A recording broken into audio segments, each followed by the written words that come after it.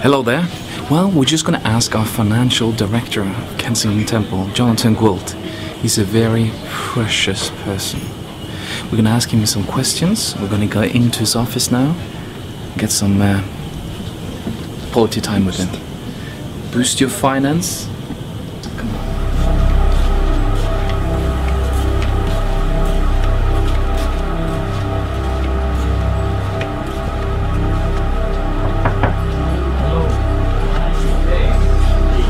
Okay. Well, we're here with Jonathan now, and Jonathan, we're just wondering when it comes to the whole area of credit cards, we've all been looking and we've all been tempted by the 0% balance transfer, and we're just wondering if you can help us, enlighten us when it comes to the hidden cost and the whole area of balance transfer and etc. I think, first of all, what I would say is there's probably a couple of general points and then there's various specific points. Generally, if you're needing to take out multiple credit cards from time to transfer balance of unpaid bills, I would say that there's possibly an underlying financial and administrative problem which taking out the card is really a remedy of, but shouldn't prevent you from trying to get to the bottom of what the underlying either financial problem is, which I'm sure you're acutely aware of, or possibly an administrative problem where you just are not organised enough to pay your bills on time, perhaps. Also, having multiple credit cards means life gets that little bit more complicated, and therefore don't do it if you're not very good at admin or you're not very organised, because the chances are you might miss a payment, you might fall foul of an expiry date, etc.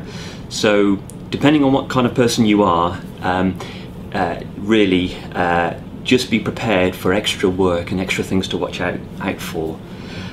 Specifically, in terms of the cards themselves, not all balance transfers now can be made without a fee. Many actually charge a fee, and of course they take that fee up front.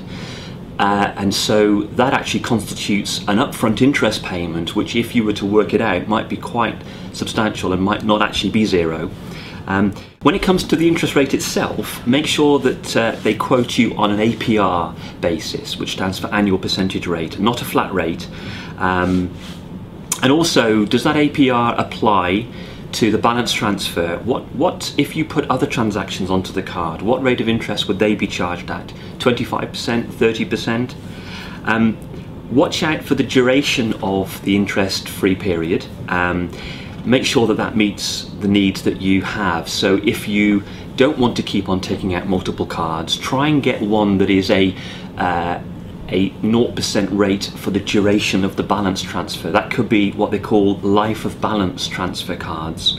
The monthly repayments themselves, something very obvious, although it might be great to get some kind of a relief by transferring your unpaid credit card bills into a single card on a 0% interest rate. But can you afford the monthly repayment on that new card? If you can't, or if you're going to struggle, you might fall foul of penalties or actually begin to accrue interest again. Of course, monthly payments that are missed damage your credit score, so be very, very careful that when you are signing up to a 0% interest card that you can actually afford the monthly payments. Are there any penalties for whatever reason if you repay early or don't pay off the balance by a certain time? Watch out and just ask them. A couple of other very important things finally.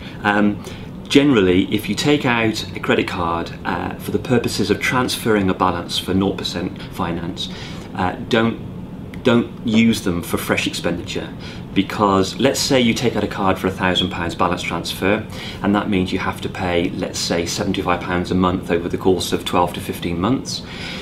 If you are then spending more and actually purchasing more things on that card, and let's say that's £30 or £40 extra a month, so you're paying in maybe £120, £130 a month, the credit card company will normally allocate all of that £120 to the £1,000 interest free.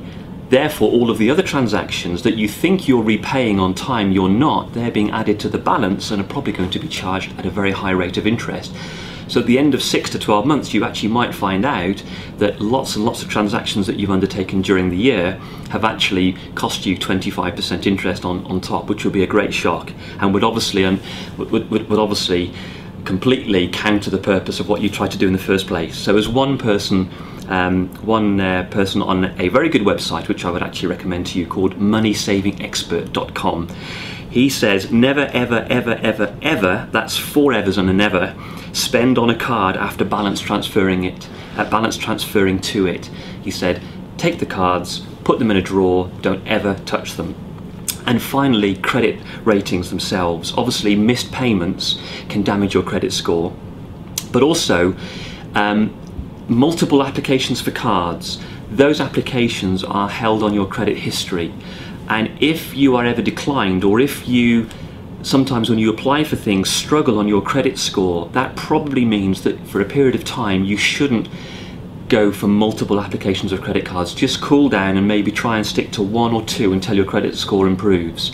If you've got no problem and you're very, very organized, sure, take out 1 card, get the most out of it a few days or a few weeks prior to the expiry of that offer, transfer the balance to the new card.